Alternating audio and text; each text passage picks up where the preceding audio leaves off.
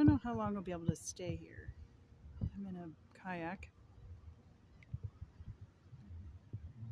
outside of Gibsonton, Florida. Here's my shoes. And the tide is still coming in, and there's a breeze, but I found a relatively still area where I can just sit and float for a minute.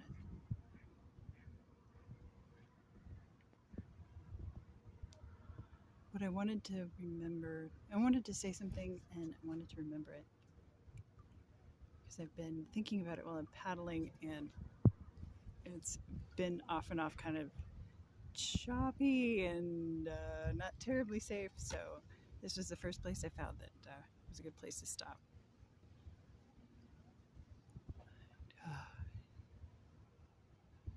So this is a happy place. It's very boring.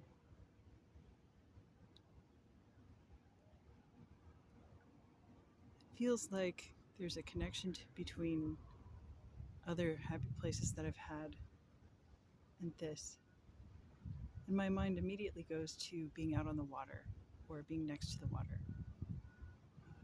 When I was growing up, our big fun outing for the week or the month or the summer was going out to the Missouri River and to a swimming hole beside the dam, and taking a whole bunch of people and some coolers and some fans and bumping our way very, very steeply down the side of a gravel turnoff to a place where basically you just camped all day and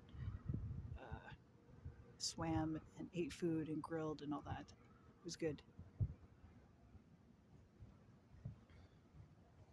Other happy places have been driving through Iowa along winding roads, stopping at lakes, fighting with bugs, just vegging out.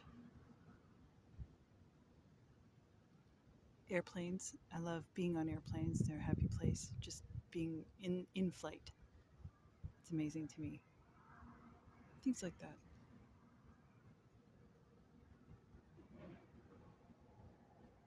For a very long time, I did not pursue happiness. I did not pursue any kind of thing that was good or fun or pleasurable or often even tasty, which is a weird thing for me to say. One of my hobbies has always been cooking, but it was almost more for the exploration than it was for the result. I really didn't care if things turned out well so much as that I got to dirty every dish in the house and cut things and use all the tools and make interesting experiments, which is not quite the same thing.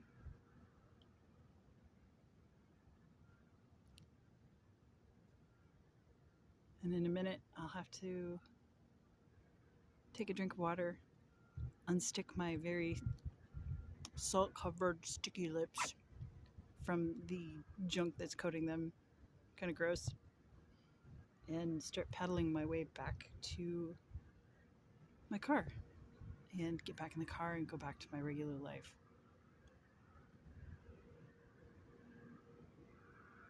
But that's the thing about actually being out here instead of watching a video, is that it's different.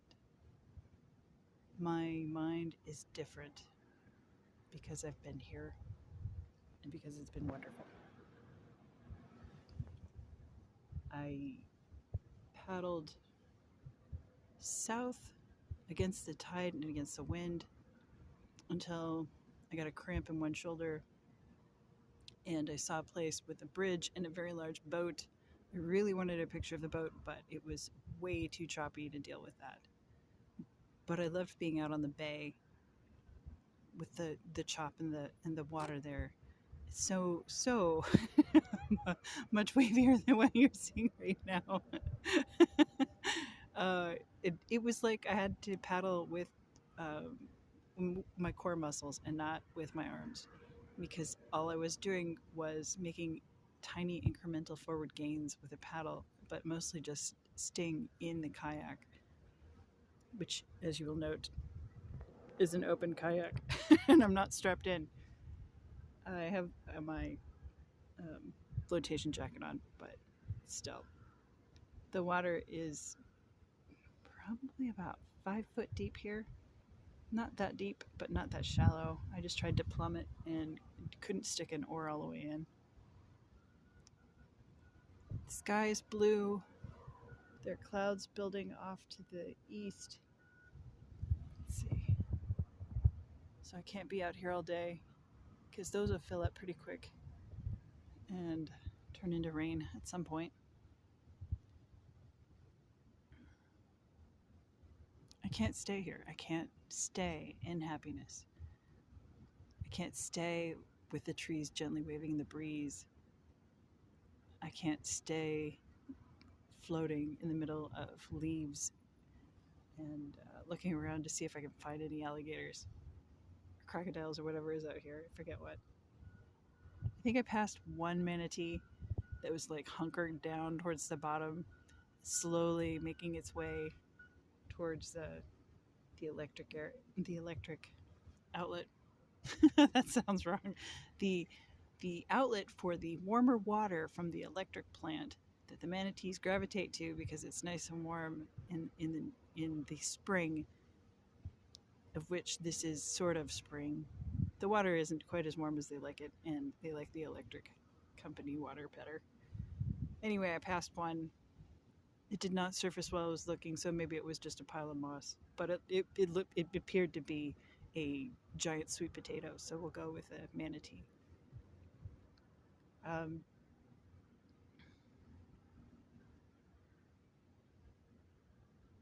Just because I can't stay here doesn't mean this place isn't real, though.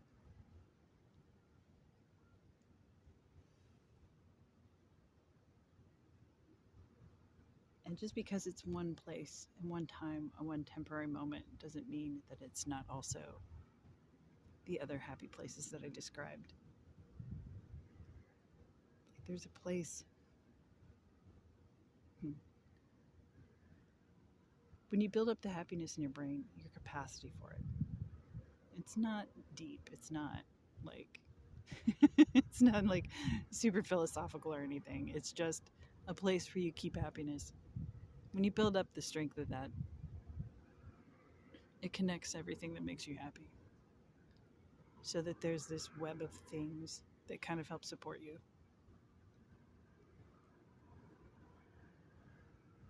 And I thought when I got divorced that was the end of it. That too many things had been broken and I wasn't going to get that back. Frankly, I was just scared. Messed up and scared. But even though the happiness that I felt before doesn't mean the same thing anymore, it's still there. I still had the capacity for it. Just like I had the capacity to be manipulated, the capacity to endure miserable conditions, the capacity to endure being hurt.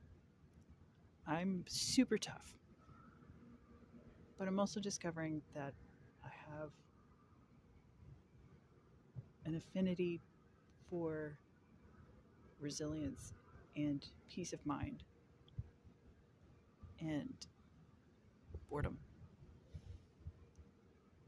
I have a taste for the mundane,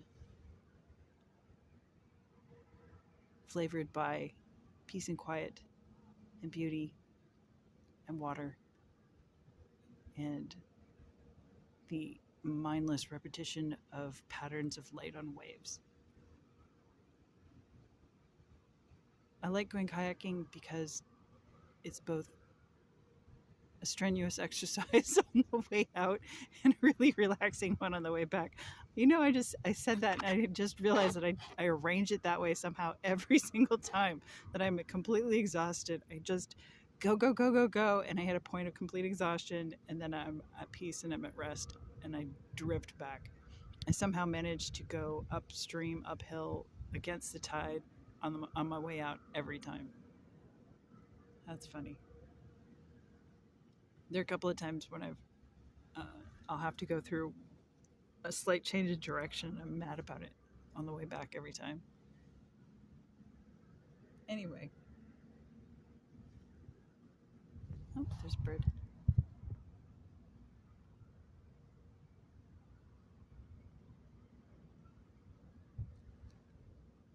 Thanks for being here with me.